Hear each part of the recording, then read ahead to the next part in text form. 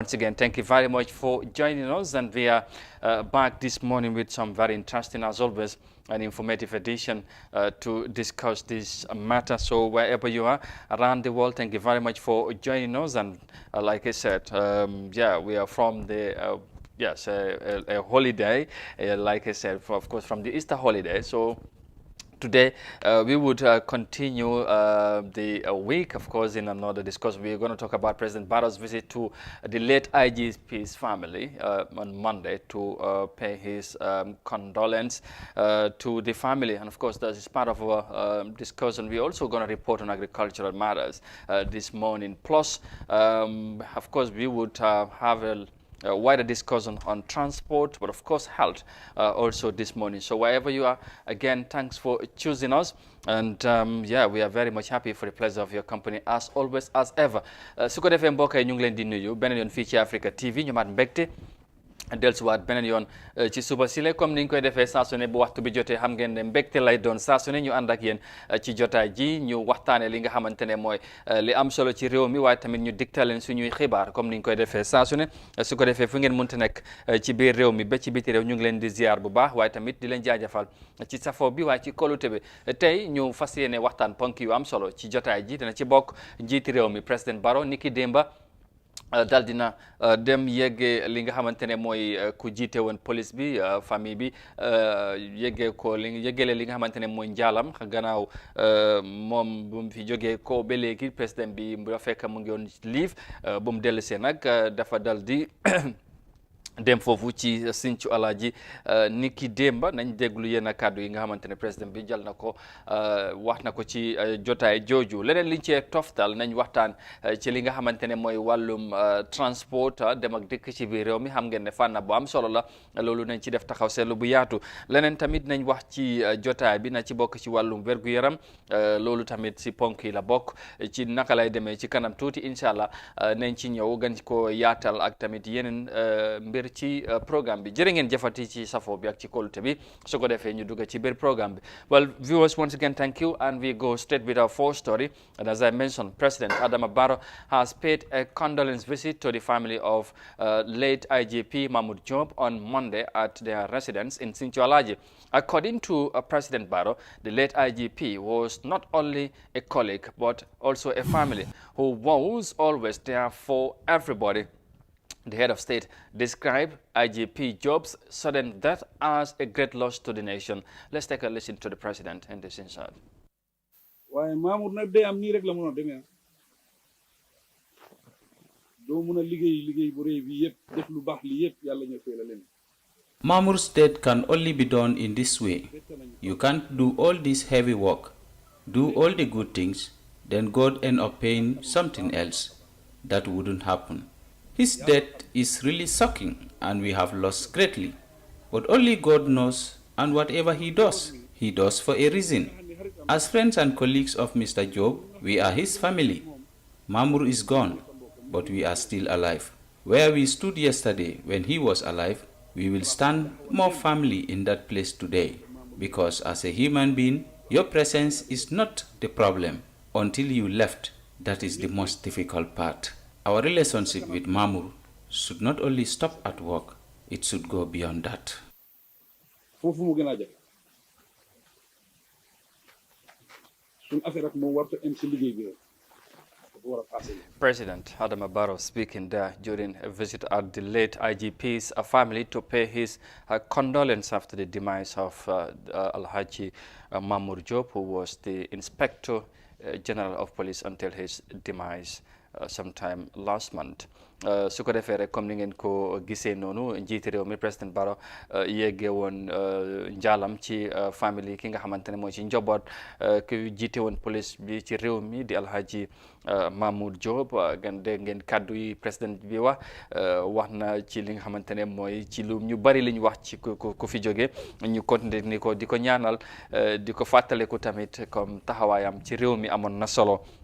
mu nekk li nga xamante ne mooy li am solo la tamit bés bu mel mi ñu bari ñu ngi ko doon séntu njiiti réew mi yegg ci famille bi moom tamit mu wone li nga xamante ne mooy taxawaay wala boog diggante mook ak Mahmoud nu meloon su ko defee gannaaw loolu ñu wéy wax ci leneen. Of course we will move on to our next story now and report on agricultural matters because the women of Banjulindin Horticultural Garden have expressed challenges they face in their work.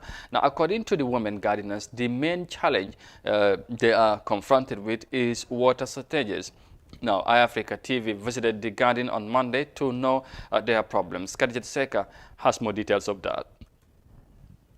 A considerable chunk of the population relies on agriculture as source of income and feeding. This, however, is sometimes limited by the lack of technical know-how and the scarcity of resources needed to carry out farming.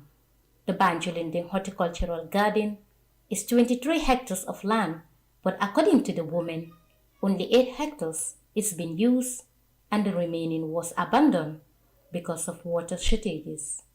Mariama Kamara underlined lack of enough water, fencing for the garden, and not having access to quality insecticides as the main problems confronting them. Nimpareta nga niyo sotota nga potota nga bula benyaro kono. Our problem is water shortage and fencing. Our second problem is the insects affecting our crops. We use different insecticides to help us, but our efforts went in vain. I don't know what is the problem. Mariama Kamara further added that marketing of their harvested crops has always been an issue. She said access to cold store to preserve their crops and means of transport to sell their crops directly to the consumers without selling it to the middlemen would help to mitigate their losses. Marketing our crops is very difficult on our side. If we have cold store to keep our crops, it will be helpful. However, if we cannot have access to a cold store, then they should assist us to reach the market ourselves so that the customers will reach us, and with that, we will be able to get the profit we deserve. The Banjulindin Women Horticultural Garden was founded in 1996 with initial support from the World Bank project. After the phasing out of the World Bank support to the project, the then government of the Gambia, in collaboration with the Taiwanese, continued to support the project until late 2013. The women gardeners called on the government and relevant NGOs to come to their aid in tackling the challenges they face daily. Khadijat Seka, iAfrica News. All right, Khadija Seka reporting their women gardeners in Banjulindin confronted with shortages of water in their efforts to also contribute in nation building, because horticultural agriculture is very, very important. You cannot just underestimate their importance or the significant role they are playing in our societies in many ways, and of course it's important also they have been supported. So you heard from them, they are really struggling and all that, but I'm not going to go much more than that for now, but because I'm glad to say I have my colleague here, Masire Job, to tell us more about that. So ko defee comme ni ngeen ko gisee ci report bi lii ay jafe-jafe la yi nga xamante ne mooy jigéen yi nekk Banjulindin yi nekk ci garden yi ci naako yi di def seen wàll seen contribution seen taxawaay ci réew mi. Jafe-jafe nag dafa mel ni bari na waaye doon ci sori ki nga xamante ne fekkee woon na waxtaan bi te mu ngi fa woon ci démba ci yëf yi ni mu demee di ajaratu Masire Diop ñu ngi lay nuyu si suba si. nuyu naa la Amadou di la gërëm bu baax si dalal bi. jërëjëf di nuyu ñi nga xam ne ñu ngi seetaan tamit jamono ji. ok ñu si gis léegi ni report bi mu nekk lu am solo jigéen yi seen taxawaay ci réew mi fànn boo laa rek desuñ ci gannaaw. surtout ci wàllum naa koy garden yi taxaw bi dafa am solo waaye dafa ànd ay jafe-jafe yu bari. ngeen seeti woon waa Banjulindin démba lan lañ mën a jàpp ci yenn kàddu yi nga xamante ni déggee ngeen ko ci ñoom démba. waaw Amadou comme ni nga ko waxee rek noonu la jigéen ñi moom foo dem fekkaleen fa. kenn demul bàyyi leen gannaaw. nde liñ dee wax de jigéen mooy mooy àdduna daal waaw ba tax na jigéeni Gambia dañ leen di wax ne nga ci ngaalaama ndik gaani ni soo fa demee jigéen ñi sonna nañ fa torop parce que ni nga ko gisee ci vidéo bi biñ demee dimba gars yi wax nañ li nga xam ne mooy seen jafe-jafe waaye taxut benn tey ñoom ñu ngi fa ci liñ wax ñu ne ñu ngi am jafe-jafe waaye taxut benn tey ñu ngi fa soo gisee ñu ngi fa ndik amuñ leneen luñ jàppa foofu lañ yaakaar foofu la ñoo dimbali seen njaboot mu nekkal lu nga xam ne tamit lu am solo la waaye bokk na ci liñ wax ne ndox mooy seen jafe-jafe waaw ndox Amadou ndox nekk na lu nga xam ne ku ko ñaaka rek doo dem so ñoom seen liggéey bi ndox moo ko yóbbu waaw so suñu amul ndox rek daf leen di indil jafe-jafe waaw daf leen di indil jafe-jafe comme ni nga ko waxee loolu lu am solo la waaw su ko defee loolu ñoom depuis kañ lañ commencé liggéey bi ak for how long ñu ngi am jafe-jafe yu mel nii ak yan taxawaay yi ci la ci kilifa def ndax jot nañ ci seeti ñenn wala yu mel noonu. waa ñu ne mu ngi commencé depuis 1996. waa ñi nga xam ne nag ñooy Taiwan si. ñu ngi leen doon jàppale ba sampal dañ leen borehole. waaye da nga gis ne borehole bi tamit. su light amut du dem. parce que ñun biñ faa dem ba fekk nañ light amut. ba amuñ woon ndox. so da ngaa gis ne ñu ngi wax ne tamit am nañ fa waa government bi tamit defal na leen fa borehole mooy li ma wax rek. su courant amut xam nga ndox bi du ñëw. definitely waaw loolu tamit nekk na lu nga xam ne seen jafe-jafe la. waaw apart from ndox ndax lim nañ leneen ak mel xëj na léegi tamit fence bi ak yu mel noonu la sax luñ dee bay buñ ñoree léegi ñoom pour ñu yóbbu ko mooy dem ak dikk ba léegi pour ñu yóbbu lu ñoo jaay wala ñu ñoo jënd si tamit yoon bi day métti ak yu mel noonu ndax yooyu tamit nekk na ay jafe-jafe parce que tamit léegi tamit nga wax preservation mooy nu ñoo dencee seen li nga xamante ne mooy luñ ji ak yu mel noonu meññeef bi dafay nekk li nga xamante ne duy jafe la si ñoom dafay yàqu lu bari ci seen loxo. ndox bi nekkul seen problème rek parce que seen fence bi tamit daf leen dee gitteen ñu ne ndag yi dañ fa dee dugga di yaaxa seen mbéy mi waaw loolu tamit ñu ngi see ñaan tam ku leen si mën a jàppale mu jàppale leen ndég dañ fa dee am yaaxu torop ba pare seen crops si tamit dañ dee am feebar maanaam insectes yi dañ leen dee yaaxa loolu tamit ñu ne dañ dee garab ba soona waaye duñ si dee mun dara teg si tamit dañ dee def processing plan loolu tamit da ngaa gis ne su fekkee ne mbéy mi demeewut noonu duñ mun a am jumtuwaay bi yu bari yu nga xam ne waaw dinañ ko mun a def fu mu nekk ni jamono ji ñu ngi wax ne seen processing plan bi sax ñoom dañ ko stop dañ ko rent parce que dañ comme seen mbéy mi nekkul di demee noonu daal waaw ba pare su ñëwee si fàllum marché bi tamit comme dem ak dikka bi daf dee nekk seen problème ak njënd ak jaay bi tamit daf dee nekk seen problème si ñoom seen diggante ak seen client yi ok loolu am na solo bu baax ba léegi xam naa ne ci yeneen programme xam naa ne da nga ci war a dellusiwaat bugguñoo wax lépp ndax am na leen li nga xamante ne war naa feeñ ci waxtaan bi nga xamante ne war na ko amal jàpp naa ne suba la incha allah ngeen xaar ko ci loolu waaye ci pour jeexal rek lan lañ mën a jàpp ci li nga xamante ne mooy ci luñ gis ci seen taxawaay gis nañ tamit ñu ngi bay lu bari dafa mel ni ñoom soble ñoom suppame ak yu mel noonu ci yooyu la ñoo yëngu waaw loolu dafa am solo su ko defee yan kàddu ngay bàyyee kilifa rek pour ñu mun a jàppale leen surtout ci li ñoo joytu mooy wàllum ndox mi parce que loolu dafa am solo comme ni nga ko waxee rek gars yi liñ fa béy bari na liñ fa nekk di béy moom macha allah bari na gerte sax ñu ngi ko faa béy macha allah waaw soo da ngaa gis ne soxla lañ di bal ñoom ñu ngi ñaan askan bi muy government bi muy NGO yi ak individual si sax waaw ku leen mun a jàppale daal mu jàppale leen seen fence bi ndek soona nañ si torop si nag yi ak li nga xam ne mooy ndox bi tamit definitely waaw loolu am solo su ko defee kon ni nga ko waxee suba ngeen ànd ak moom incha allah ci jotaay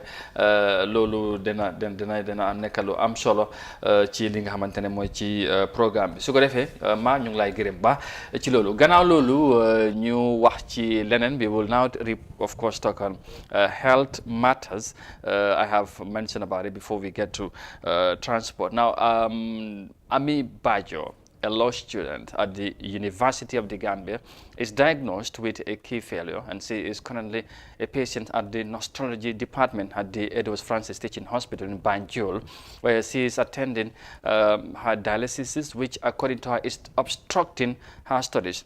The 21-year-old was struggling with the disease since 2018 while attending her senior secondary school.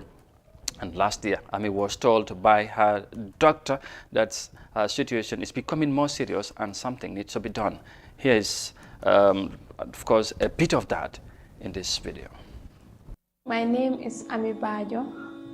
I live in Brufut, Ghana town, a 21-year-old, and I am a student currently at Legacy University, a law student. Since 2018, I was diagnosed, I can say per se, I was diagnosed wrongly. I was told that I have ulcer, and I was given wrong medicines, like I was taking omeprazole. But then later on, I went for a checkup at Medicare, where I was told that my kidneys have failed. But by then, I was a student at Masrul Senior Secondary School, in grade 11, third term. I didn't take it seriously. I was going to school struggling, because then I was about to go to grade 12, thinking that it's just a minor case. But in 2020,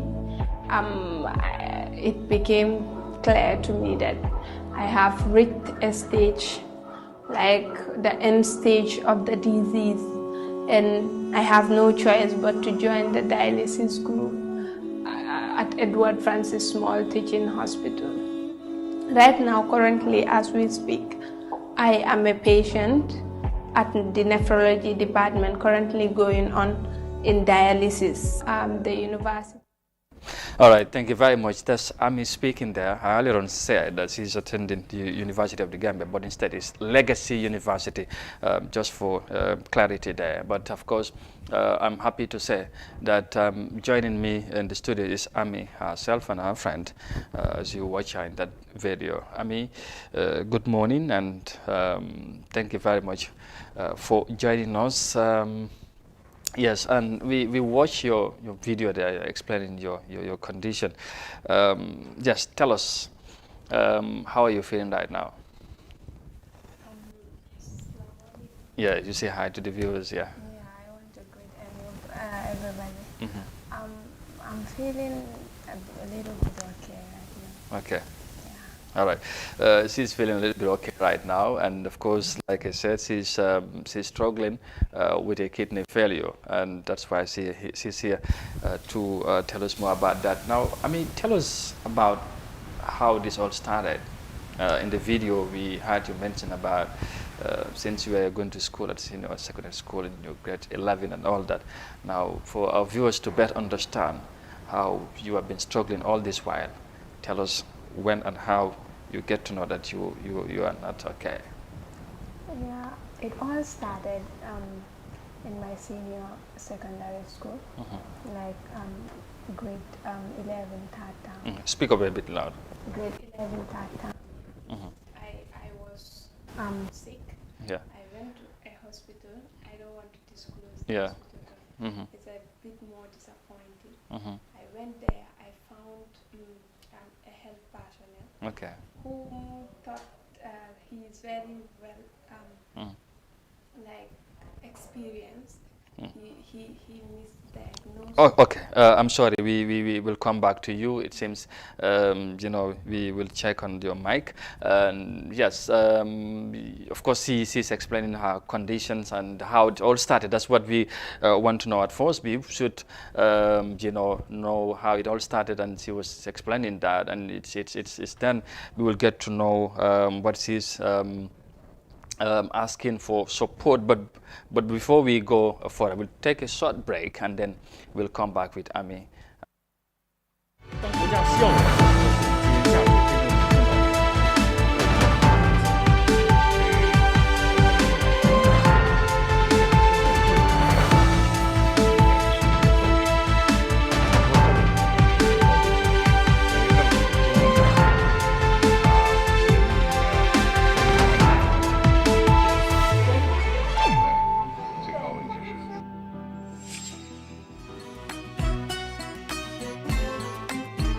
Star GSM Electronics. Special Ramadan promotion starting from April 1st to 15 on all our Sloster home appliances such as two-way gas cooker, microwaves, washing machines, stand fan rechargeable that can last for 8 hours, different stand freezers, deep freezers from 140 to 400 liters, blenders, stand and ceiling fans, solar panels ranging from 150 to 600 watts, different types of solar batteries, stabilizer ranging from 500 watts to 2500 watts, originally flat screens from 17 to 65 inches. All our items are durable, energy saving, modern and 2 years warranty. Buy our Sloster deep or stand freezers, 140 liters for only $10,000. Visit our distribution center at Star GSM at Westfield Highway opposite OJ Junction, Talindi Market, or Tabokoro Traffic Light, or call 700-2494. At Star GSM, our appliances are original, durable, modern, and energy saving. Star GSM Electronics.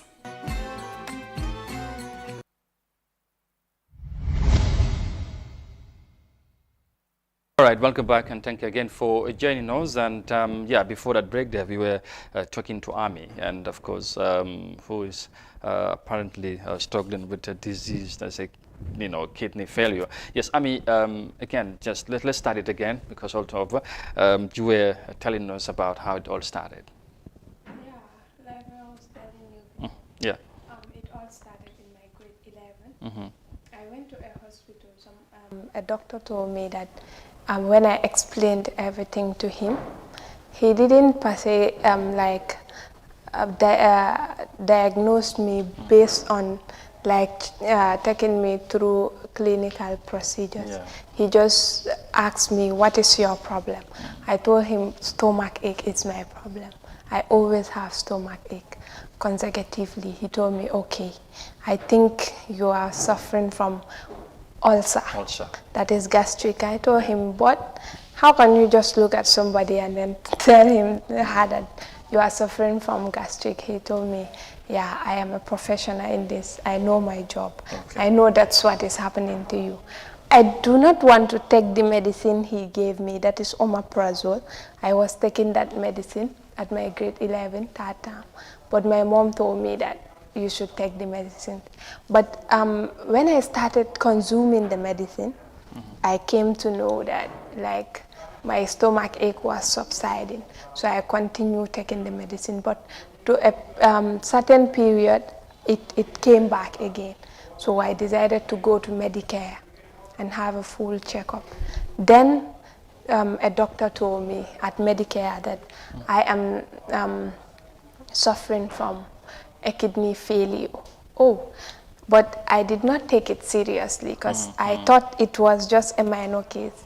I don't know anything about kidney failure, so I went back to school. Yeah. I was going to school. Then I was preparing for grade 12. But in 2020, yes, the sickness continues. I vomit, serious, every time. So I went to Edward Francis Small Teaching Hospital. They told me that right now, what you need is dialysis. You have to be on dialysis. That's the only way you can save yourself, because right now, there is too much of toxins in your body. That's what is making your stomach pain. Oh. So I have no choice but to join the dialysis group at Edward Francis Small Teaching Hospital, which currently I am attending. Yeah, so that's our situation, and something very, very serious. And as you heard her story, she's struggled all these years since her days at senior school to now. Janaba Saho is with her. Janaba is a friend, very close to Ami. Janaba, tell us about Ami's situation. How is the family struggling to support her in these difficult times? Okay, good morning, viewers. Good morning, everybody. Okay, Ami is a friend to me. Yeah. Though we get to meet each other at the university. But can say we're more than a friend because her entire family knows me and my family knows her as well because we moved together. So as the class ambassador or the class rep, I realized that she has not been attending classes as normal students do. So I do tease her because I and her have that cordial relationship. Yeah. At times I told her that, okay, I'm sure that you're not even part of this school. I will find out if you even have a letter to this school, an acceptance letter to this school. And she will laugh. But there was a day she told me that, Jay, you always said this to me, but I'm so, what you don't know, it's more than what you know. So that statement keeps on ringing on my mind. Why did Ami suddenly say that to me? That what I don't know is more than what I know. So I kept quiet. I said I wouldn't bother her because we are in the midst of people. Yeah. I allow her to go home and then I text her and ask her, Ami, what's your problem? We've been friends for so long. You never told me this statement. And I feel like something is so wrong with you. Yeah. So can we talk about it? That was the time she told me everything. So I went to meet her family. Her mom is a vendor. Yeah. She's struggling. She doesn't have the money to help Ami. So I went there to meet the mom, and she told me that they've been struggling for so long to help Ami get the overseas treatment. Yeah. I told her, I personally, I don't have the money, but I think going out to reach out to people will help a lot. So I came up with the strategy of telling her that I think we should start involving the media and friends, any other person, anyone that we think can help would be a very good thing. So okay, so this is the situation. This is how you get to know about her situation. They're very close, and things has been very difficult. Of course, you mentioned about overseas treatment, and this is why they are here to talk about that, to seek support. Because at this moment, as we speak, Ami needs an overseas treatment. Ami, when did you know that you need to go outside the country to receive treatment? When did your doctor tell you about this? Yeah, I can say since 2020, my Since doctor last year. mentioned this to me, that like I am like day by day the situation is getting worse. Like I have to, and the only thing I can, like the only remedy for my situation is a transplant, and that's the only thing that can help me for now. Yeah.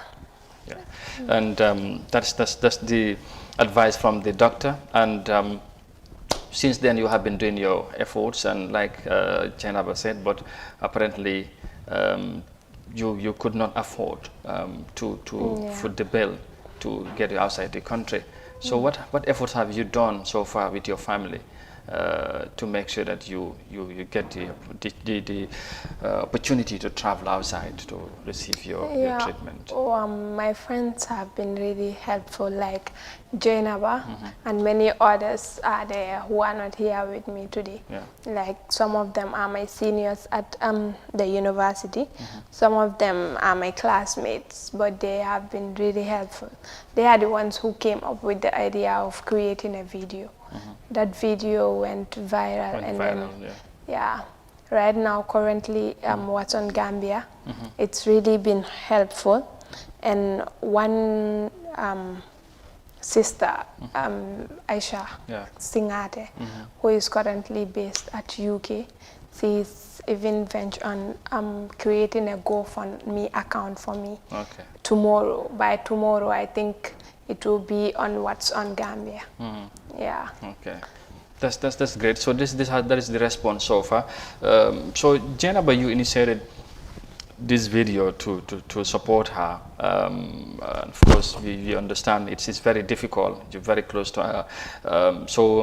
Since then, of course, apart from what she has done, what other means have you do now? You're starting, you are coming out to the media to talk to the people. What exactly do you expect, or do you want, maybe in fact, the authorities to do in helping Ami to travel outside? She talked about other efforts that are done by individuals, but of course I know the authorities also expected to come in and support in this time. Okay, Ami is a student, a Gambian particularly. So I was thinking that if a Gambian has a problem, I think it's the responsibility of us, the Gambians, to help come out and help her. Ami is a student, very brilliant student for that matter. So we've written a letter to the health ministry, Okay. and waiting for responses, but we didn't get it still. But we're still listening, so I don't know how things will come up. But then we're trying to involve people. I mean, it's someone, she really needs this help. She's a friend. I'm sure if I could do it, I would have done it. Yeah, absolutely. Yeah, but then this is the only thing that we can do to reach out the media and see if people can come out and help, because Gambians are known to help. Yeah. So I believe she will be helped. All right.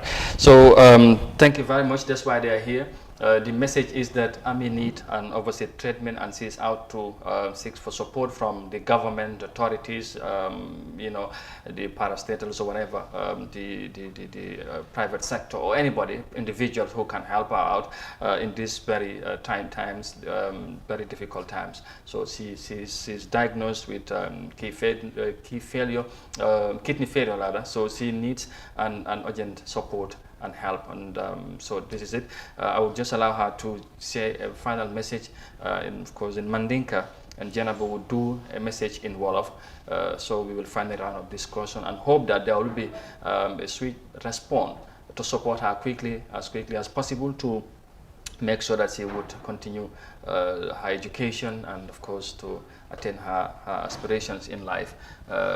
Just in Mandinka, a word to the viewers. Yes. Yeah. Mo be content, mo be program o jibeka. But na special thanks bitan ba malaya. Even though ngalon ne ko atabulu, but if ababulu nung tanu binta tarra non sirinja. So mba tandula mba jay. Yeah. Yeah, we have to understand that. Just Jenaba, you can do that for her then. She all of like yo nga wax li nga wax. It's difficult, we understand that, but yeah, it's life for you. Sometimes things get so tough that you, but I know Gambians are very good people and they would support her.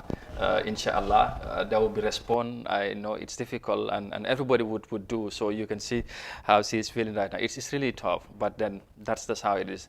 Yes, Jenaba, I know you're gonna struggle, you know. So you nga wax dara rek pour gaay tamit xam, because dañ ko wara dimbalé té Gambia definitely I know surtout ñi sétane ñep nañ ci ku ne na ci def dara inshallah. And su fekké né tamit amna ko bëgga dembalé, how can you reach out, send number yi, so that if somebody want to help, please. Yeah. Yeah. Ami xale la. Wow. te Gambien la. Definitely. dafa am feebar bii nii since 2018. man dama ko mere woon sax si nu ma ko teelu tey wax. but dama understand like bëggutoon ñu bari xam about it. ba pare tamit dafa foogoon ne dafa nekk lu ndaw. mun naa génne anytime. because dañ ko njëkkoon a diagnose ñu ne ko da nga am around disease. Wow. so buñ ko waxee kidney failure tamit dafa foog ne comme dafa rom. so jëlu ko muy lu garaaw daal. but 2020 towards 2021 lañ ko later diagnose ñu ne ko dafa am kidney failure. maanaam ñaari kidney yëpp a fail. te mu si end stage bi. final stage bi la nekk. so ñun man student laa comme moom. dama nekk di depend on people suma waajur ñu ma nekk di defal everything. so bu ma ko waxee as a friend because nit ñi bari nañ si université bi. waaye suma diggante moom nu mel moo tax mu njëkk a ma expliqué ma ko. bu ma ko waxee ma ne ko ne soo gisee nga wax ma ko xëy na suñu diggante nu mel ak yaakaar bi nga am si man. ba den dinaa try ma seet la ñoo def nañ génn bu ma ko waxee bés boobu si boobu xam nañ génn ñu dem ubbi account fii nii Ajib Bank moom personal account ko donné nga seen ko foofu noonu. so ñi ngay ñaan mbokk yi yëpp ku ñoo déglu nañ génn ñu jàppale am xeebuñ dara nag. xeebuñ dara si ni ñu ko mën a dimbali rek baax na. vidéo boobu tamit documentaire bi nañ ko apprécier si fekkee di ngeen ko faral di play. nit ñi dañ ko déglu nomba yi ñu fa tamit nañ ko mën a jot. waaye yet still mën nañoo joxe nomba. waaw mën nañu joxe nomba bi ak account nomba bi rek. pour gars yi xam ko.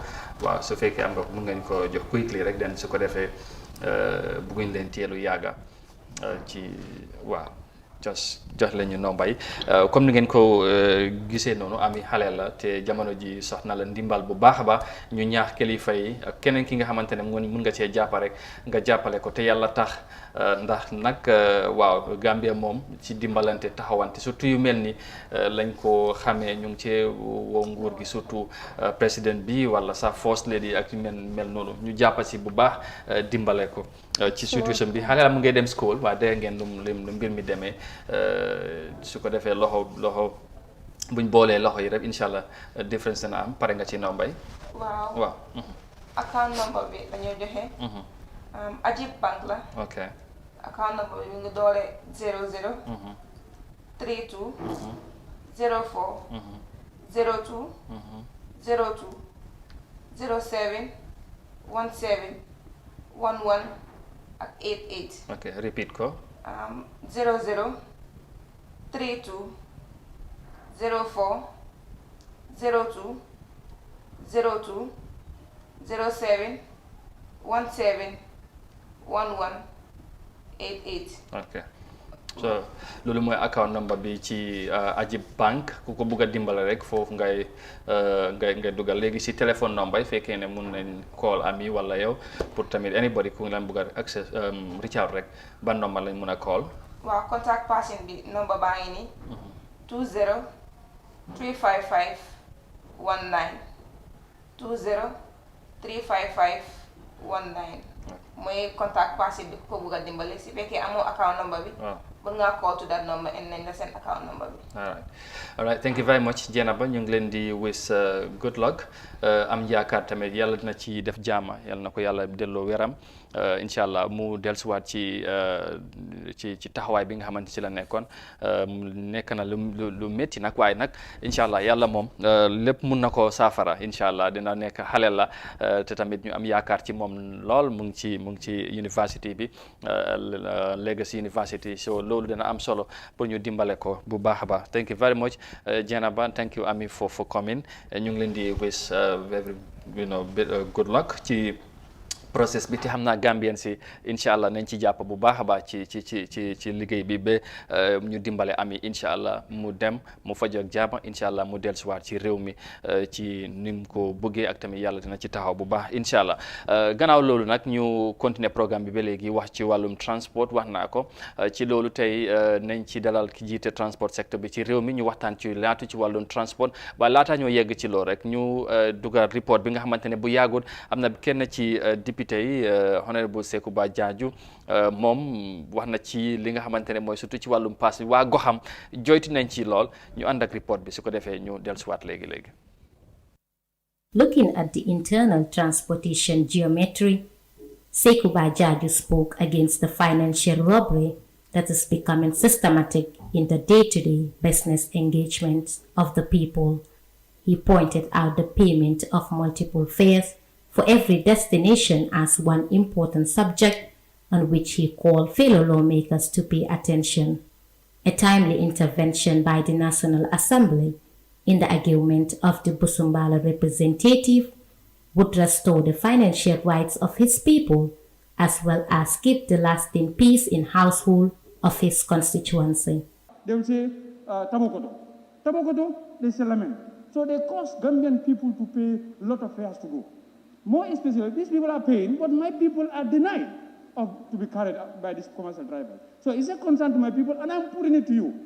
If nothing is being done about it, I will ask my people to do what they want to do, and if that is done, it is going to be a national crisis, and we God forbid that we don't want it. However, the warning from Honorable Jaaju raised a bit of controversy as lawmakers spoke in chorus on whether the call was a due process or not.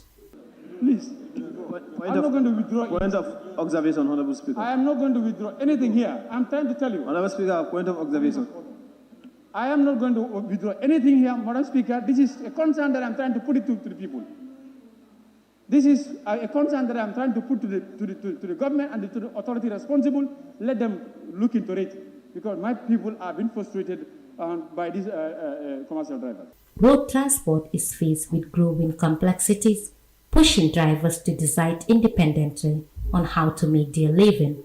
For example, the construction of the road linking the Kanifing municipality to the West Coast region through Willingara to Yundum coastal route is one of the challenges, although the project falls within the ambit of the National Development Strategy that seeks to address major problems in the transport sector, the making of the short pavement to Nema Junction that will link the backway to Latirkunda Market done by the Birkama Erie Council about 1 year ago was a welcome development, until the construction period prolonged. The division of all vehicles plying the road to sandy and bumpy streets within the neighborhood is one of the justifications by the Busumbala National Assembly member, Khadijatu Seka, iAfrica News. all right mu ngi noonu li nga xamante ne mooy wàllum transport coow li bari na ci secteur bi gis ngeen ne kooku kenn ci député la honorable Sekouba Jaaju di loo wax nag ak li nga xamante ne mooy naataango député am di leen wax ministre bi li taxawaay la war a am ci yëf yi parce que waa goxam ñu ngi jori ci wàllum paas bi te nee na am na luñ nas bu fekkee ne kilifa yi defuñ ci taxawaay amaana ñoom dañoo génn ñaxtu wane seen naxar ci loolu ndax dafa mel ni sonn nañ ci loolu xam nga ne saa yu nekk dañ dee wax wàllum transport moom ci réew am solo bu mu am solo ci réew foo ko natt rek wees na si su ko defee tey ñu dalalaat ki nga xamante ne moom moo jiite transport bi ci réew mi di Omar Cissé ñu ngeen ko xamee Bala ñu waxtaan ak moom ci yooyu bu yàggul tamit am na yi nga xamante ne lu am solo yi ngénne si seen boor loolu tamit bëgg nañ cee waxtaan presse yi ñu ngi lay nuyu ñu am mbégte bu baax dalalaat la ci jotaay bi ñu bàyyi la nga nuyoo ak ñuy seetaan.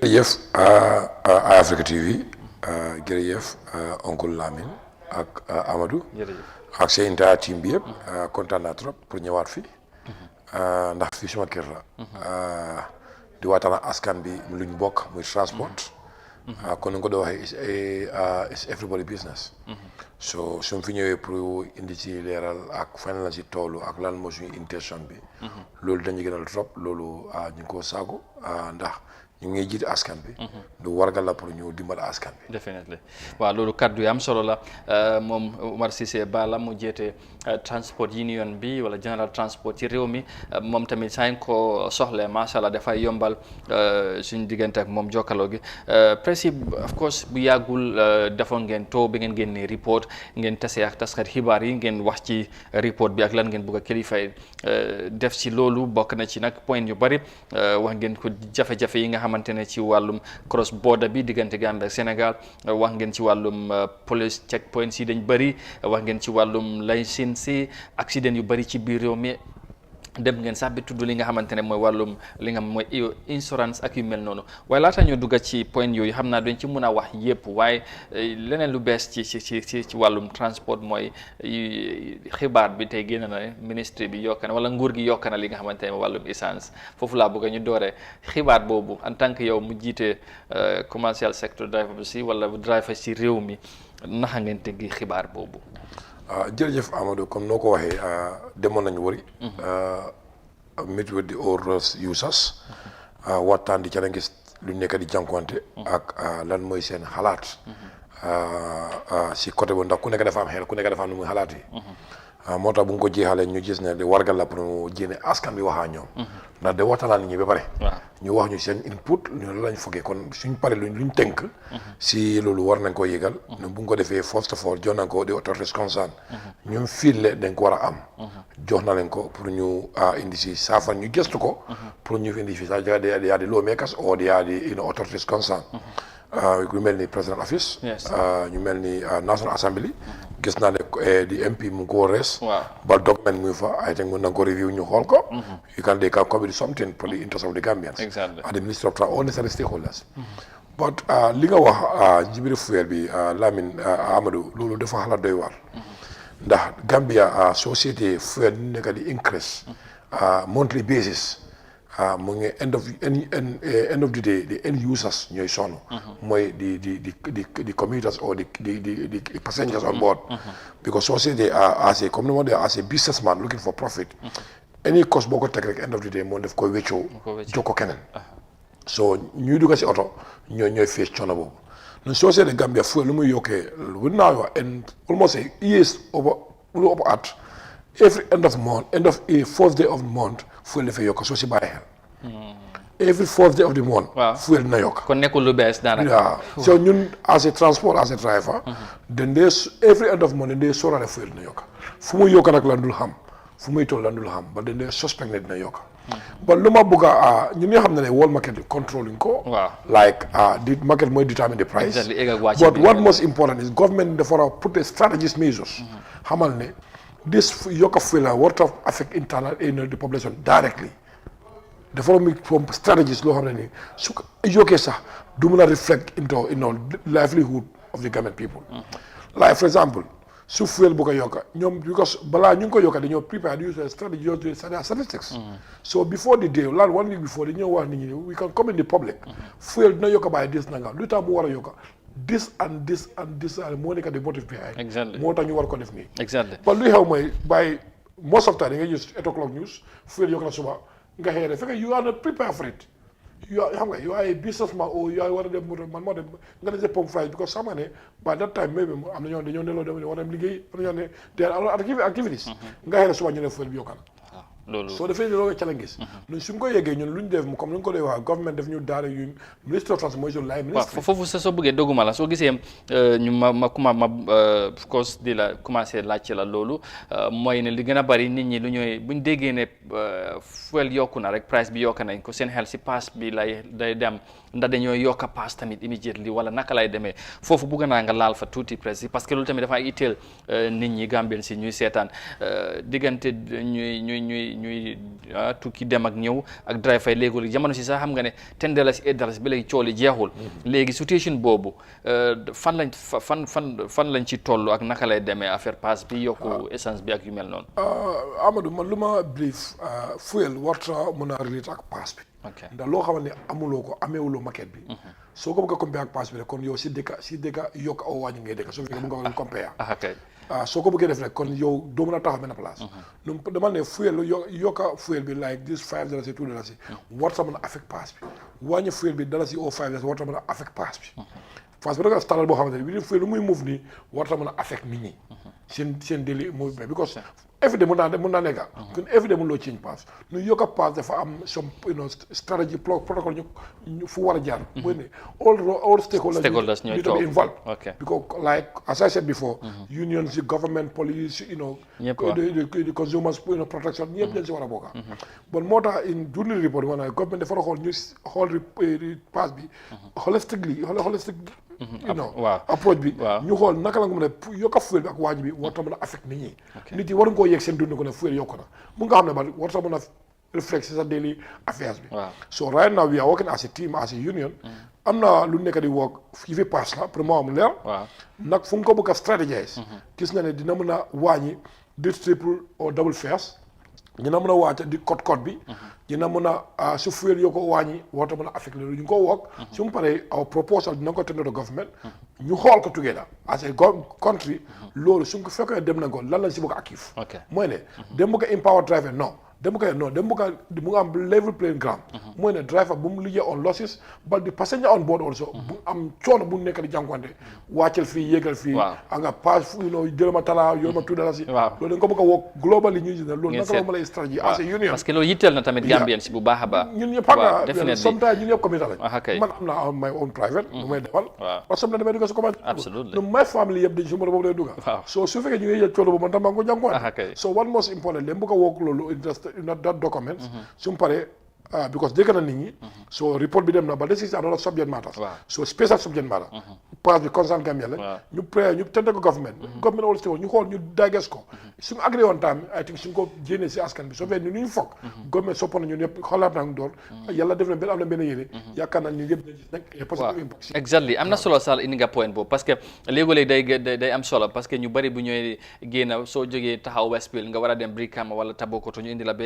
Talindim wala Latrikunda di wàcc ak yooyu driver la ñoo mere te dafa mel dañoo foog ne yow daf leen neex yéen tamit driver yi ànd ci waaye comme wax nga ko yéen tamit loolu neexul leen na ngay initier ay programme ay mesos ngeen waxtaan seen biir ak kilifa yi ngeen seen naka la ñu amee solution wàññi jafe-jafe nit ñi li ñoo dund ci dem ak dëkk bi léegi day metti lool fay ay triple pass wala lu ëpp loolu diggante Westfield ba Brikama ak yu moom ak yeneen site si beneen mbir la comme loolu xam naa ne du ñàkk ci yeneen jotaay nañ ci waaw foofu ma si bëgg a leeral rek comme like report bi mention na ko si tuut bariwut jot nañ ko autorité pour ñu ooy ñu gën nañ ko digest because lu nga fa yemul loo ko binda ba mun nañ ñu comme like ñun this is one part of story comme ñun li ma suñu xalaat as a union dégg na ñun li leen foog na suñ ko jëlee government la si mën a remedy situation you know but ñoo tam stakeholders can invite ñu digest ko ku nekk make your input as a country nga mel because li nga wax tale bi kenn neexul kenn ngay gis nit ñi toog war a liggéey the country himself are losing millions of daily basis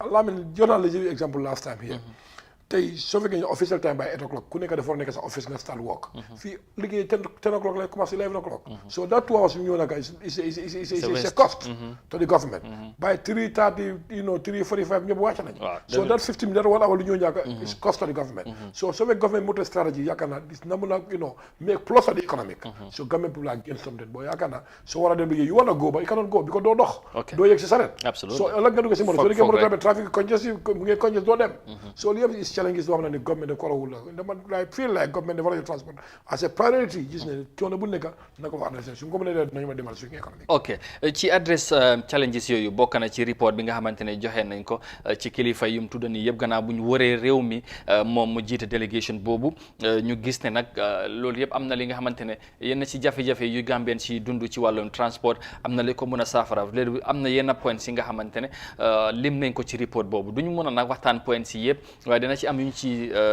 tànn rek benn ñaar ba ñett bu ñu ko waxtu bi maye presse yi ñu dooree ko bu njëkk ci report bi mooy jafe-jafe yi ngeen di dund ci booda bi diggante Gambie ak Sénégal coow li bari woon na ci lool demoon nañ benn ñi foog ne sax léegi solution am na gannaaw bi nga xamante ne waxtaan amoon na diggante ñaari réew yi yow bokk nga ci meeting bu mujjee am Dakar ak i mel noonu lan moo ci lu bees lan moo tax ba léegi ngeen indiwaat ne jafe-jafe yi mu ngi fa te xëj na seen dem bu Sénégal du dee yomb comme ni ngeen ko bëggee. Amadou loolu li si bees mooy this last week Thursday GTSC start nañ di their second buses pour mu dem Sénégal. Because during the presidential council meeting luñ agree mooy ne each department like GTSC and Dakar Dem Dikk or Sénégal or African Dem Dikk I don't know which is which. But ku nekk dina am 2 buses. The rest na ko bàyyi di informal sector pour ñoon sañuy bénéfice so GTC yi ñëw na si office ñu ne dem bëgg a start seen second boss bi pour mu start on Thursday start nañ ko bi ko dem ne beewu call nañ ma gars stop na leen but buñ ma callee call naa suma regional chairman at North Bank Bara en intervene nañ gars yi bàyyi na moto bi dem nañ ba xam ne nag loolu mooy laas war na ko leer bi dina ko bàyyi bal su ñëwaatee dina ko stop because still matter was not solved kon stop bi moom gars yi waaw mu ngi fa ba léegi négociations moo am négociation moo am guddi la ñu ne xam nga we have that relationship ba ñooñu daal lu government ba léegi waxul leen dara apart from that meeting government waxul leen dara so ñooñu su moto bi ñëwaatee dinañ ko stop so I don't blame them much comme as I said before man I'm blame the government on this after the COVID because last year we agreed on the 29th of March we're going to celebrate free movement within Gambia and Senegal before that COVID bi ñëw so suspend nañ close na border yi border yi open nañ bind na ministre ñu ne bind nañ Sénégal ba still amul response because lu lay wax mooy ne in that time am nañ ministre bu yees na ko may time ministre bi toog mu miin ba still déggaguñ for me loolu yëpp stratégie ministre dem na ministre ba PSR so day lu ñëw daal di technical groups so ñoom su ñu léegi ministre dem ñëw that's not the issue because ñu amee kayit bi still day ñu si ground bi so but still lu ma gis mooy lu ma dee wax mooy ne Sénégal they are very nationalistic more anything pertaining to national interest they are not joke with it those people at the border ñu stop border du ñoom government la because government market is open for them they can access the market anyhow they want but we can access the market that's a plus to their economy so léegi right now ñoom ñu ngee ñëw xam nga ñu ngee ñëwuñ direct ba di yaa ko indirect like soo ko wax ni dina ko jaaxal Sénégal doo ko ñëw mu ñëw Dakar ñëw gën a may wàcc Gambia directly no he called himself as on the transit but the passenger on board fii ñëwaat so doo si mu ngee ñëw su la dafa ñëw ma Gambia ba fii lay jaar su boole boo si duggee boola soo ko checkee his full capacity demal xar ko facility empty capacity empty fi moto lay demee kon de lu mu ne mu ngee ñëw indirectly soo ñun access boobu la mënta am because even boo su moto yi doon dem Guinée Bissau GTS si boos bi doon dem Guinée Bissau am nañ ci la gis ba ñoo stop nañ so moo tax ñu engage government ñoo government nañ try deal bi Sénégal seriously waxaa ñoom bi yëpp dëkk ñaar dëkk la ku nekk da ngay seet la mooy sa interest soo fekkee ne they feel like ne Sénégalais cannot control their union and so on government nañu bàyyi duñ xuloo duñ xeex but lu ñoo def those people lu ñoo def at the borders we can do more than them. Okay. But te su ko defee. waaye end of the day fu mu nekk nii li ngeen da ngeen bëgg a jiital waxtaan consultations bi nga xamante ne loolu dafa nekkoon dafa am solo pour ñu am consultation. exactly ko fi ñu jox na government that do respect as a government as authorities pour ñu opportunity pour ñu exercise all diplomatic hooks. I think they are doing that. But su demee toolu foofu yaakaar nañu tamit na ñu bëri tayu duñ xaar government we are in the pressure groups we are in a union we have those people. Okay. We give government the opportunity sama exercise nañ ko. Very well now pour ñu jeexal point boobu dem si beneen fu mu nekk ni GTSC commencé nañoo dem Thursday dem na négociation am na ñëwee leen di next boss they would stop them ci te yeneen side bi mooy commercial daf ñoom dooraguñ ci loolu lan ngeen fas yéene def at this moment ayu da ngeen bugg a dem rek ci nguur gi ngeen remind leen agreement am na nañ remind Senegal authorities pour ñu bàyyi leen waaw suñu dabu jaboot bi dañ si jël xaalis dañ si dugal xaalis bi ko pamit boobu government dañ ko doon jaay si different prices jënd na ko almost 1 year now su xaalis mu si loxo nguur so we gonna benefit from it so we gonna job with that alal su alal la ko doon nguur pour ñu am service bi bal jënd nañ si pamit bi booy mënu ko use so they say loolu that's not good for for us because that means we are going to losses so moo tax ba still you not give the opportunity su ma fa jógee I'll meet with the GTSC discuss with them because they give me some issues yoo xam ne ni I don't with them. I'm not working at GTSC, but in this case it's national. GTSC is under my jurisdiction. They are private entity working on them, but this is national interest. When we are union, government people are suffering, government commuters are suffering, or government passengers are suffering. So this is our constitutional mandate to protect them. Just pour ñu mën a open market bi mën a access Mali Conakry in last week I have some investors from some countries you understand they want to invest in Gambia in transport but situation du ñeme bu invest because soo demee fay dem because they want to bring more buses for the access Gambia come from here to Mali is here but we are seeing them Conakry Senegal moo nekk barrière bi Gambia and those countries so si Sénégal ubbiwuñ nekk we can access them because foofu mooy buntu bi waaw foofu mooy buntu bi loolu am na solo xam na mun a wax bari na te xam naa ne ci yeneen comme engagement yi yaa ngi continuer waxtaan beeg yooyu xam naa ne beneen yoon nañ ci gën a seet bu fekkee ne négociation bi doon na beneen bi ñu wax ko ba léegi ci beneen point ci report ba léegi mooy wàllum police bi tamit yéen a ngay joytu affaire checkpoint yu bari loolu tamit dafa am gàllankoor yu moo indi si seen liggéey ak ci doxaleen bi lan moo indi loolu. non dañ fii xam nga transport it's just a time matter la mooy da ngay jógee fii nga feel like ne now against 1 hour dinaa ko baañu but taliba yi but di nga am too much of stoppage at the route police checkpoint lañ xam nga from here to Basse you can count up to 50 checking points duñ foog ne loolu warta mën a am ñu engage government through stakeholder meeting on this police xamal ñu ne most of the checkpoint ñu ngi operate illegally mooy ne even police command jox leen da go ahead so for that being the case ñu ne dinañu furnish that official checkpoint ñu engage la ñu jox ñu ko ñu gis ne police lu ñu wax ak lan moo nekk it's not different luy official checkpoint ak lan moo because even police wax nañu daal after the official checkpoint dina am snap DC checking point for the security matters but loolu for the support mën nañ fi nekkal for period of time ñu tuxu xam nga but gis na this checkpoint now operation for 24 hours xam nga most of the checking point dina am jiyee driver di leen park illegally si seen document illegally loo xam ne ni it's against our motor traffic regulations so we feel like ne this is concern ñu protest ko bind ko si report engage the police on this right now we have meeting with the DIG Deputy Inspector General Police dëkk jël na step boo xam ne I feel as a human being su continuer rek dinañ si am ndam because lu tax ma feel si discussion bi am na meeting with several but am na meeting with several police several occasions but last meeting lu ñu def for me is very interesting because du ma gis meeting bi all stakeholders even within the police they were involved like the commissioner of mobile the commissioner of licensing the commissioner of testing the commissioner of admin the AIG the ministry all stakeholders ñu fa ku nekk nga dégg sa côté so that you can see how the accidents the issues of lancing and so on and so forth. I think this is the country we want. Let's sit as a team, you discuss. So that it's not correct. You rectify and move forward. So lolu amna yakar si lolu continue di period of time dina gis positive ci si grand loo xam ne Gambia pour dina si génn tam loolu nekkal lu am solo parce que léegi tamit ñu ñëpp xam nañ kaaraange lu am solo la ci réew waaye léegi comme ni nga ko wax diggante fi ak Basse fekkee da ngay am lu ëpp ay 50 wala daanaka lu jege 50 checkpoints nga jógee benn 50 meters 20 meters nga fekk benn checkpoint dafay nekk li nga xamante ne mooy luy tardel dem ak dikk bi ak yu mel noonu te bu fekkee ne ñoom naat na ñoo déglu loolu lu am solo la ci niñ ko waxee am ngeen ci yaakaar ne am na ci yaakaar because jéego buñ jël jéego bu ma rafetlu la mooy ne army unionist am defending the welfare of those members ba ma ne su may waxaa sa mbiri ku may waxal ngeen espat yëpp toog yaakaar na after the discussion bi nañ si mën a indi loo xam ne lu gën la no after the meeting lu mu fa waxtaanee dina su ko defee nit yi dinañ safe ñu di ko si client bi borom moto dinañ safe télé bi dinañ safe réew bi dina am jàmm ndax transport is part of security waaw indeed loolu lu am solo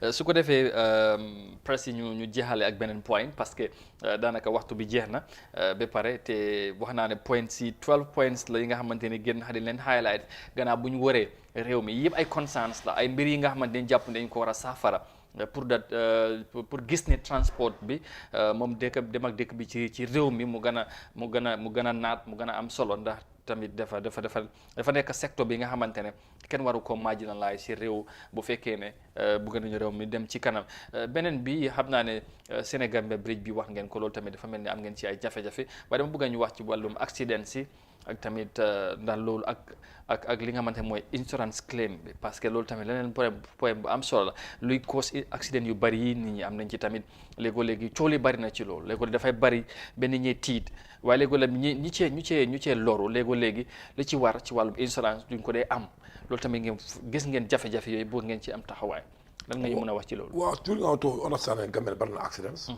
In 2020, we record 123 fatal accidents. According to the statistics, any year the narrative 115 fatal accidents. Exactly. Same 190 accidents. Not more than 2 million people they can roll for body. Wow. But we cannot do this for new one road accident. For me, as far as we are concerned, we don't have the road safety institution. Because today, road safety means under police, under military, under NRA, you don't know which is which. For you recommend as a union, not go to agency called road safety agency. More responsible for road safety. More whole new dal auto, the new mel. More say the police, new enforce. No say NRA, new instruct, road network. But hey, NRA can come on inspect. Police come on inspect. So these are the issues of the oversight body of the more whole new yep pour ñu ku nekk do the right thing. And ñu gom na tamit pour minimize road accident they were independent institution koy jëne la sin not the police because you cannot be a judge and be a jury at the same time. For me jëm bobu dina judge bobu dina la jafé police na here to enforce the law so because most of the accident dañu wone careless reckless dangerous but for what most importantly the drivers are not competent both commercial and private mooy ne lu la wat dañoo daal auto dem ba lan la war a ci kaw tali bi xam ko regulations yak yu mel noonu soo xamul loolu yàlla compétent waaw definitely mooy ne traffic code lan la wax lan la design fii lan la moo fara nekk lan la traffic sign wax soo xamul loolu yaa dawal moto you're qualified most of the traffic you all agree with me that's not happening te loolu lu gën a bari mooy ci ñi ñoo doxee lancing bi tamit ñu bari foofu la ñoo joxoñ joxee lancing dafa am protocol according to the law the motor traffic regulation you need to apply for lancing what category you want you join a form you fill the form you go to medical test after you go for training for 9 months after training you go to practical the traffic code traffic set in the driving and the traffic best police satisfied monsieur Kadiam ba tey Amadou yow ñaata Gambien ñoo jaar foofu kon soo fekkee loolu amut we expect accidents absolutely we expect it te accident yu si ami Gambien si ñoo ci loru ñun ñëpp victime lañ because ñun ñëpp suñu bakal am doon na si accident suñu family especially union our income 60% of the income you receive ñu ngi ko spend on road accidents li nga wax most importantly the insurance companies they are here to take liabilities from the vehicle owners but most importantly according to the law moto buy daw si biir réew mi fii dafa am insurance soo ko defee police na la paak charge la that offense take you before the court am I right but what is the purpose of insurance just to compensate people but man dama dee waru sometimes the police na paak driver lu tax amul insurance but victime accident amee dina force insurance of pay the claims te ñaari insurance company ñaari claim la ne service fii go to our hospital how many people are there ñoo xam ne ni une moto si accident la moto mu ngi am accident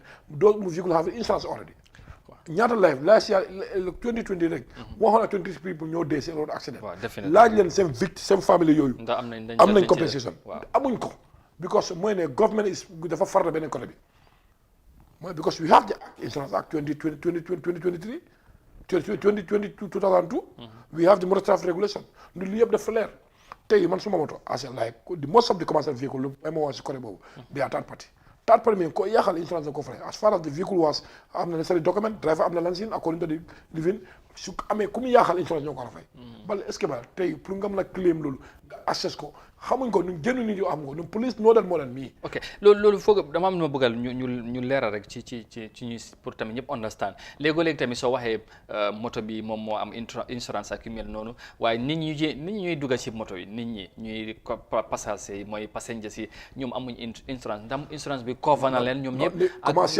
commercial vehicle waaw parce que ba ma côté boobu commercial vehicle the passenger on board they are covered they are insured driver moo fi according to the motor traffic regulation so the insurance act 2003 driver insurance covered ko but even the apprenti is covered by insurance so fekkee moto bi overload ko according to capacity bu nga ko jox this covered because apprenti passager ci biir moto bi those passengers on board insurance daf leen cover any accident only liability insurance need to take it as far as vehicle bi driver bi am na lancine bu correct am na insurance bu correct fay na all road tax according to the law lu yaakaar moo dee fay nañ ko fi so su accident amee wargal la si insurance bi pour those victimes mu compensé leen mu faj even faju sax moo leen war a faju even soo si dee sax your funeral cost insurance daf ko la def tey man su moto daf ma tamponte ma dee my funeral cost lu ñu spend si funeral bi insurance daf ko la fay waaye loolu duñ ko dee gis du nga sa compensation du nga ko am doo gis insurance doo dee hospital nga laa jëm insurance fi ñëw kon loolu taxawaay kilifa yi surtout police yi loolu moom mooy des police and the government moo tax they enforce the law mooy ne the business insurance doesn't owned by the government according to the law mun ngaa delloo moto without insurance ba ñu doon deposit $250,000 at the central bank for damages soo yaaxalee ne pour nga mën a ñu mën a ko fay soo fi insurance compagnie ñëw nag ñu jël si yow 2,000 jël si ñu jël xaalis boobu pour what pour compenser people xanaa moto yëpp am accident no maybe 10% or 5% mooy am sometimes 0% sax mooy mën naa am accident ba pour nga compensation yow ba loolu nekkul di am moo tax ñoo government ne according to our report mandatory insurance mandatory compensation o ñu bàyyi ku nekk dem rek def ko sa bopp bi ko tey soo tampoy nit yaay fay sa moto yaa fay driver bi o borom moto yaay fay su family need support yow yaa leen hôpital ñun every day ñu si hôpital bi di dimbale victime di jëlee suñu xaalis ci di leen ko jox xam nga ñu gis ne loolu dafa war a dañ and most important nga dem si court am not a lawyer study ma lo ma gis si di forcer driver bi demal nga fay moto bi o nga dem fay fence bi o demal tewaat nga xam ne am na ku jël responsibility like what about the civil responsibility of the insurance company joxe order moto bi comme like victime ñëw na nga ne ko am nga accident waa moto am na insurance waa all the documents are intact civil responsibility of the insurance company responsibility pour mu fay ñun seen 2020 up to now bu ñu commencé job bi officially insurance bi ngay fay soo fayee di claim is genuine bal da ngay toppa doo si tay nag da ngay toppa ñaata nga mel ñoo mënul waaw toppa ci ngoy ci rek affaire yi bañ a teg si sa bakkan nag waaw xam nga di la frustré loo you need a break fii nga dem fii su ñoo ngi ne ko non lii muntu nekka lii lu waa lii la waa end of the day jaf ñu pare pour ñu pousser la court ba moo tax ñu war driver ne suñu members yi as a union su am accident first of all notify them immediately insurance company notify them ñëwal ñu bi letter bind letter official behalf of you ñu notify jël claim report fii ko put all necessary document pour ñu pasu de lan mooy sa responsabilité ñu def ko ba government moo war a teg mandatory pour ñu fay insurance bi ñu ko bàyyi si loxo ñeen ak client yi oo nit ñi su ko defee du ko def because ñu bari the average of the Gambian daal la bind school xam nga daal moo procedures so end of the day comme de bi victim on this tey ñun dafa doy waar trop yëfi métti na ci nu mu ko waxee te yi am mbir yi nga xamante ne ñu ngi ko dunda ci réew mi ci wàllum transport ak ay yeneen yi nga xamante ne waxaguñ ko ci système bi parce que nag li ci laxasu dafa bari te xam naa ne waaw comme ni ñu ko defee ñoom bu ñu waree dégg ci ñu bari ci stakeholders ñu bokk transport bi ñu dellusiwaat ñoom bind seen report jébbal ko kilifa yi pour ñu def ci taxaw ñu am yaakaar dina mun a am saafara bu mu indi am jeexital bu mu indi ci doxalin système bi ci réew mi ci wàllum transport parce que li ci laxasu te li ñu war a defaraat dafa bari bu baax ci système bi wax na fi ñu ñoo joxe licence yëpp bokk na ci ba queuing système bi nga xamante ne indi woon na fi coow ci port bi ak yu mel noonu ci réew mi loolu yëpp nekk na ay mbir yi nga xamante ne foog ñu jubbantiwaat ko ci réew mi ci système bi parce que loolu yëpp ay mbir la waaye presque yi kon ni ma ko waxee duñ mun a jeexal lépp ci waxtaan bi xam naa ne ci yéemi jamono incha allah foog nga ñëwaat ñu gën a yaatal point si ak tamit bi ngeen joxee report ba léegi pour ñu jeexal rek finally am ngeen response wala ba léegi déggagu leen ci kenn si stockholder yi nga xamante ne yóbbu ngeen fa seen report pour ngeen mun na am sax toog ak ñoom waxtaan pour ngeen ñu gën a am solution. ci yëf yi bu yóbbee report bi kenn ooguñu. ndax ñun sik pour ñoo am discussion bi dem. am na ñoo xam ne dañ leen koy jox. ñu read ko. for any comment or any discussion. ma ñooñu sik audience pour ñu discuss ko. mooy office of the president. di président Adama Barrow. National Assembly. and the Minister of Transport ñi leen sik pour ñu waxtaan ak ñoom si mbir mi. ñi ngeen bëgg a toog ak ñoom. waxtaan waaw ñoo xam ne ni jar na pour waxtaan ak ñoom. yeneen yëpp jukko bind na leen. but so you feel like you can play a very important role. Still our door is open. Yeah, because this is our responsibilities. du luñ foog ne transport da nga bëgg a modify mu doon loo xam ne ni dina mën a yombal demande yi because demande ñëw bi. dafa soxal ñu bari. absolutely so loolu. am naa yaakaar naa assurance bi dina si dégg am naa yaakaar incha allah loolu day am solo xam naa ne bu amee rek nañ ci mën a def yeneen waxtaan incha allah ci yeneen jotaay ñu yaatal ko su ko defee ñu gërëm la président ba ci ni nga teewee ci jotaay bi ñu baat rek nga yóbbante sa njaboot bi kàddu bu mujj rek ci waxtaan bi tey ba beneen yoon incha allah. lu ma bëgg a wax rek di nuyu suma collègues bi suma exécutif bi suma national committee bi si suma vice ki am ak Jarka Falak yi taa team bi yëpp di nuyu driver yi di la wax ne am nañ discussion with the police ñi nga xam ne at bi jeex na since we are in the 2021 ñu bari fayu seen kayit ñu bari fayu seen kayit am na lu tax kaw na communiqué nañu si leen pour ñu dem fay seen kayit according to the police dina commence operation on the 15th of April ku fayut sa kayit dina la paak pour nga dem sa kay faya donc bëgguñ bés boobu mu doon cere ngi si askan bi moo tax jafe kon asam naaw ku nekka demal dañ sa xaalis bi nga dem fay sa kayit nga xam ne kon sa normal liggéey bi ndax bul affect nit ñi donc bëgg mu bis boobu on est 15 mu ñëw moto du am moto am na loolu fooguñ ko so ku nekk balaa ngeen am muy dem groupe foofu nawet si xayitam nga dem fay sa kayit digg waa trafic nan def ndànka yoonu jàmm soriwut daw baax dal bu baax daw ndànka dal ndànka kon nan dem ndànka xamal ne liggéey tey liggéey suba moo gën a liggéey tey doo liggéey suba lum fuyeli seer nañ jafe-jafe yi bari nañ ba robi subit alwandi ñu si kaw ñu ngi indi autorise kon yaakaar naa end of the day dina bil gëmbe boo xam ne ñun yëpp la leen soxla inshallah nan dem dànka respect customers yi xam ne customer ñoo suñu boss ñoo dañu am xaalis na client bi muñ xam ne ñi driver seen mbokk la seen famille rek ñun ñëpp ñoo bokk nañu waxtaan rek di kafante dimbalante su ko defee rek end of the day dina am transport yi bokk réew mi jëm kanam our door is open ku bëgg advice comme any idea comme we discuss inshallah we can engage authorities for the way forward all right inshallah waaw jërëjëf loolu rek mooy yóbbu réew kanam ñu gërëm ko bu baax sant ko Omar Cissé ñu gën ko xamee Balla moom moo jiite General Transport bi wala Gambia Transport Union ñu ngi ko jaajëfal bu baax ci ñoom ñu fekk si jotaay bi ñu waxtaan ak moom ci report bi nga xamante ne génnee nañ ko bu yàggul gannaaw bu ñu waree réew mi waxtaan ak stakeholders yu bari ci jafe-jafe yi nga xamante ne mu ngi ci transport secteur bi transport système bi yëpp ci réew mi ñu war cee joyante yu bari ci nuñ moo doxee ci réew mi incha allah ñu ngi ko gërëm ci leeral yi nga xamante ne ñu jox leen dig daje incha allah beneen programme jërë ngeen jëf